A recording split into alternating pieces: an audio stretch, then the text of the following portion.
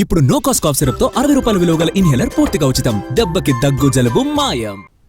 KTR సవాల్ను challenge చేశారు మంత్రి పొన్నం ప్రభాకర్. బనకచెర్ల ప్రాజెక్టుపై కానీ, ప్రభుత్వం అమలు చేస్తున్న సంక్షేమ పథకాలపై కానీ తెలంగాణ అసెంబ్లీలో చర్చించేందుకు సిద్ధమని తాము గతంలోనే చెప్పామన్నారు. ప్రెస్ క్లబ్లో చర్చించేందుకు సిద్ధమా అని కేటీఆర్ సవాల్ చేయడం సరికాదన్నారు పొన్నం ప్రభాకర్. అసెంబ్లీ సమావేశాలకు స్పీకర్కు కేసీఆర్తో లేఖ రాయించాలన్నారు. అసెంబ్లీలో చర్చకు కేటీఆర్ సిద్ధపడాలని అన్నారు పొన్నం ప్రభాకర్.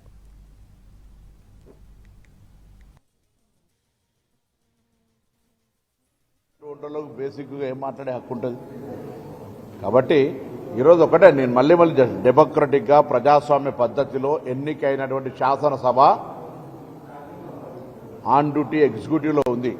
ఎగ్జిక్యూషన్ ఆల్రెడీ శాసనసభ లోపల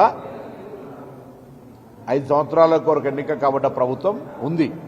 ఇది ఎలక్షన్ కోడ్ కానీ ఎన్నికల సమయం కానీ కాదు.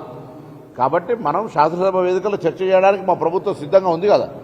జర్నలిస్టులకు సంబంధించినటువంటి ప్రెస్ క్లబ్లోకి పోయి చర్చకు వస్తావా లేదా అని సవాల్ చేస్తే ఎట్లా? అరే రా ఎమ్మెల్యే కదా, ఊరికి వేరే వాళ్ళ టీఆర్ఎస్ పార్టీ నాయకుడు కాంగ్రెస్ పార్టీ నాయకుడు సవాల్ చేస్తే వేరు. ప్రజాస్వామ్యంలో మాజీ మంత్రివి శాసనసభ్యుడివి ఏడో చర్చ చేయాలో తెలియకుండా నువ్వు మనం చార్మినార్ చౌరస్తా మీద చేద్దామా, లేదా గోల్కొండ చౌరస్తా మీద చేద్దామా, లేకపోతే నాగార్జున సర్కిల్లో చర్చ చేస్తామని విదేశాలలో ఉన్నటువంటి కేటీఆర్కు నిన్న మా సీఎం రేవంత్ రెడ్డి గారు విసిరినటువంటి సవాలు అర్థం కానట్టుంది. ఎందుకంటే ఇక్కడ లేడు కాబట్టి తెలుసుకునే ప్రయత్నం కూడా ఆయన చేయలేనట్టుంది. అసలు కేటీఆర్తో సవాల్ అనేది అక్కడ జరగలేదు. కేసీఆర్ను మేము సవాల్కు మా సీఎం గారు పిలవడం జరిగింది. అసెంబ్లీకి రమ్మంటే వీళ్ళు ప్రెస్ క్లబ్లలో అంటున్నారు. కాబట్టి మా సీఎం గారు అసెంబ్లీలో రండి, చర్చించుదాం, సూచనలు చేయండి అని మాట్లాడితే ఫామ్ హౌస్ నుంచి ఆయనను బయటికి రానియడట కానీ విదేశాల నుంచి ఉటావుటిని వచ్చి నేనున్నా అని మాట్లాడుతున్నాడు. ఇలా మీకు అందరికీ గుర్తింపు సమస్య, ఆల్రెడీ మీరు డెడ్ అయిపోయింది మీ పార్టీ.